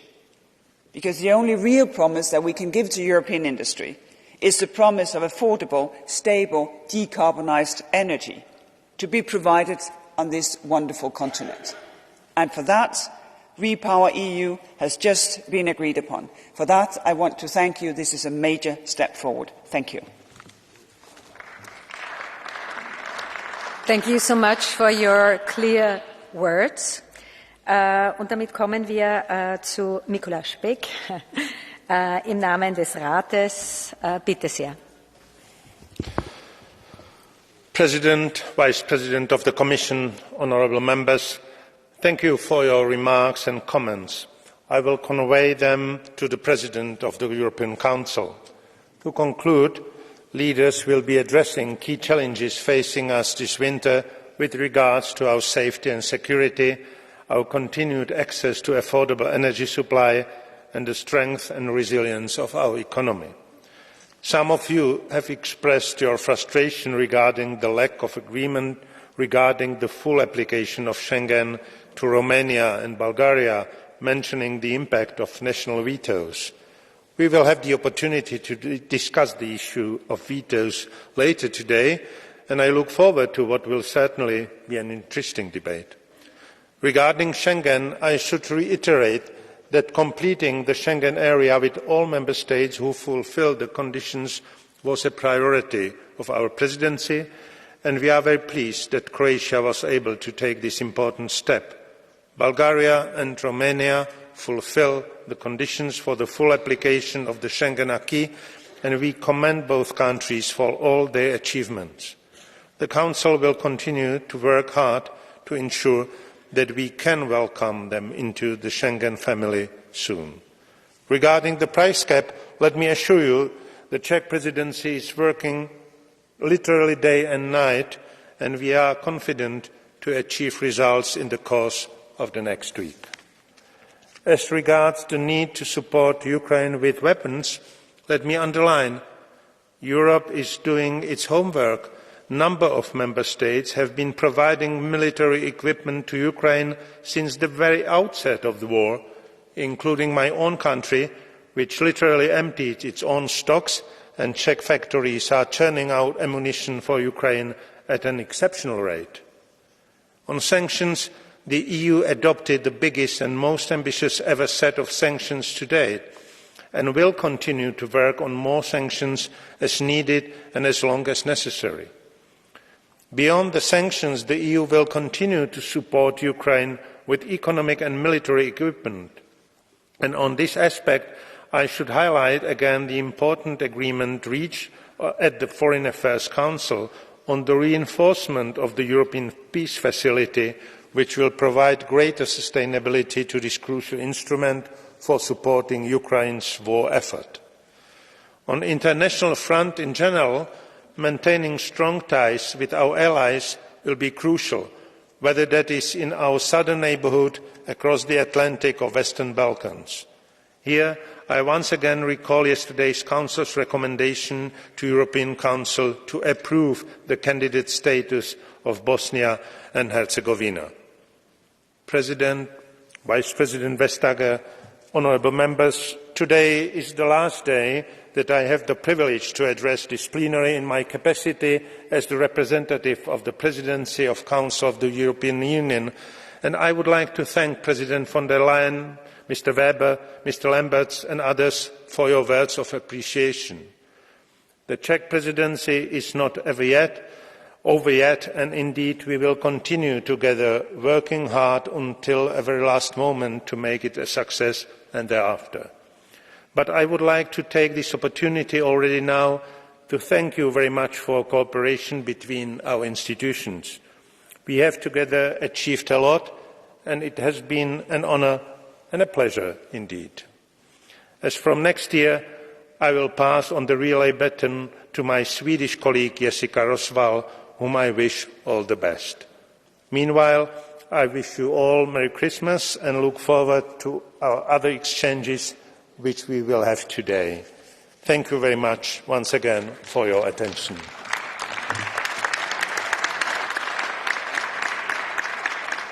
Herzlichen Dank für diese Worte.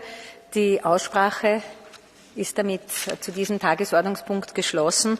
Und ich kann Herrn Minister Mikulaš Bek gleich nochmals ersuchen, zum Rednerpult zu kommen, denn es geht nun um die Erklärungen des Rates und der Kommission Reaktion der Europäischen Union auf das amerikanische Gesetz zur Senkung der Inflation, unserem nächsten Tagesordnungspunkt. Und wieder ist das Wort bei Ihnen. Bitte.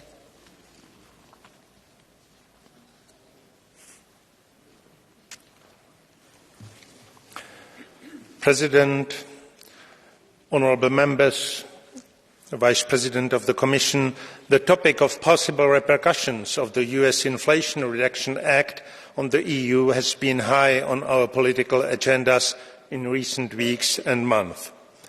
There are concerns in the Council that the discriminatory elements of the IRA, which are designed to benefit US-based manufacturers without guaranteeing level playing field, may have a negative impact on European companies. The new US legislation, even if not in place yet, is already having an impact on the investment plans of our companies, and there is a clear potential for a more systemic impact on the EU industry, in particular in sectors which are of crucial importance for our green transition. We are encouraged by recent positive statements of President Biden himself and the ongoing talks with the US administration. We will support any credible solutions that emerge out of these talks. But there is not much time left before the IRA enters into force. While the cooperation with our US partners in addressing the most concerning aspects of the IRA will remain important, we will also need to consider in parallel what we can do at the European level to support the competitiveness and resilience of our companies, the attractiveness of the EU as an investment location, and reinforce our ability to step up our green transition in this crucial moment. We will collectively need to consider the appropriate measures, for instance regarding efficiency of state aid and industrial policy, to decisively address the distortions created by the IRA or any other future measures that put our companies and the European economy at a competitive disadvantage.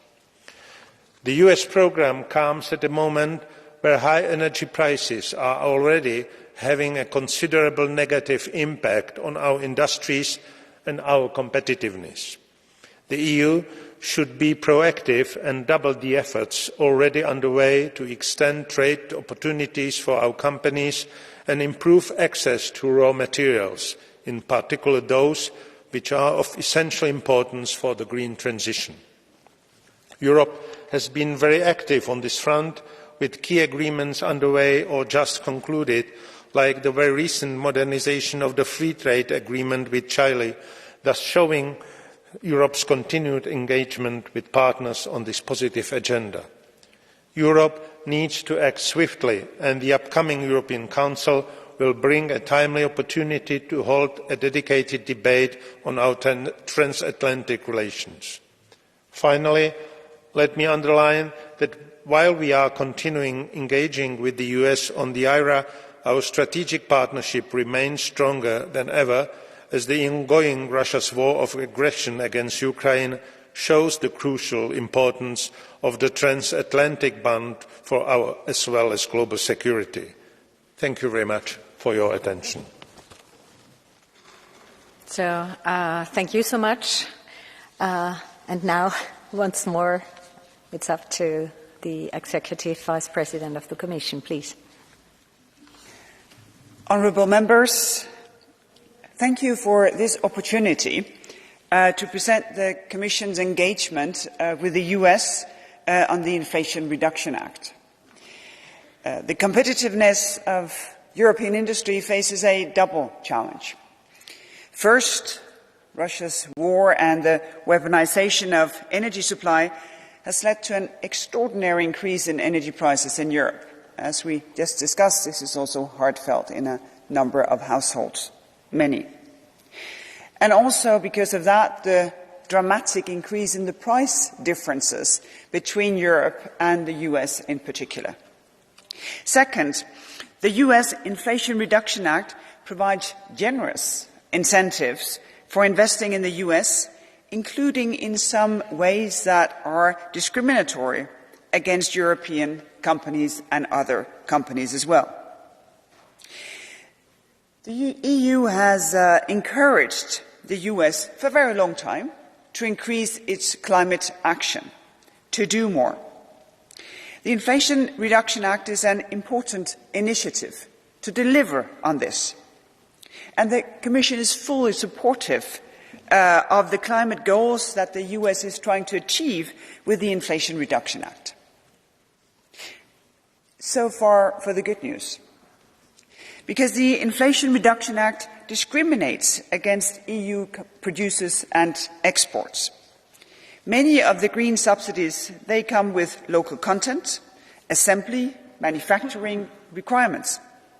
The effect will be felt not only by EU manufacturers of key final products to enable the green transition, but also their suppliers of upstream components within the European Union, including highly specialized small and medium-sized businesses. The Inflation Reduction Act is therefore a very strong pull factor to move investments and jobs to the US at the cost of partners and allies like the EU. This is counterproductive in terms of climate and sustainability outcomes. It's also a violation of international trade rules, but in a wider sense, it goes against the spirit of our transatlantic partnership. And we have made this clear with the Biden administration. Executive Vice President Dombrovskis and I discussed this in clear terms during the Trade and Technology Council meeting with our counterparts, Secretary Blinken, Secretary Raimondo, and Trade Representative Tai. It is fair to say that the Inflation Reduction Act was prominent in our discussions in Maryland last week. And as a result, we heard a clear statement from Secretary Blinken committing to address EU concerns, building on the comments by President Biden given a few days later. But they also contended that any legislative changes would be difficult. So what we need to see now is that these political commitments made by the US, that they translate into concrete solutions in the implementation of the Act to limit the damage as much as possible. And this is the aim of the task force, which has been set up between the European Commission and the White House. It will continue working hard with the aim of seeing results by the end of this year, because that is also the timing for guidance of the US Treasury to implement the Inflation Reduction Act. We already have war in Europe. The last thing we need is a trade war on top. Through the Trade and Technology Council, and in particular when you look at the work that we've been doing on semiconductors, well, we have shown that a collaborative transatlantic approach to industrial subsidies, that is possible. And this should be the guiding principles for these sectors, the green sectors, the clean tech sectors that we are discussing as well. While we keep working with our US partners to avoid negative consequences for Europe of the US Inflation Reduction Act, we need to continue pushing for Europe to become a decarbonized, low-energy price continent, and for that to happen as soon as possible. The attainment of the Green Deal's objective for Europe to become a climate-neutral continent by 2050, that should not be put at risk. The Green Deal is the European growth strategy, and we need to accompany our industries in meeting the ambitious targets. It's therefore of fundamental importance that the European Union stays an attractive place for innovation, for investment in sectors that are strategic to the green transition. Those are not all sectors, those are specific sectors. To facilitate this, just to face the energy crisis, as you will know, March this year, we put in place a temporary crisis framework. This enables member states to help businesses that face extraordinary increases in energy prices, and we have been reviewing it constantly to ensure that it remains adapted to the needs of the business community. But in the current context,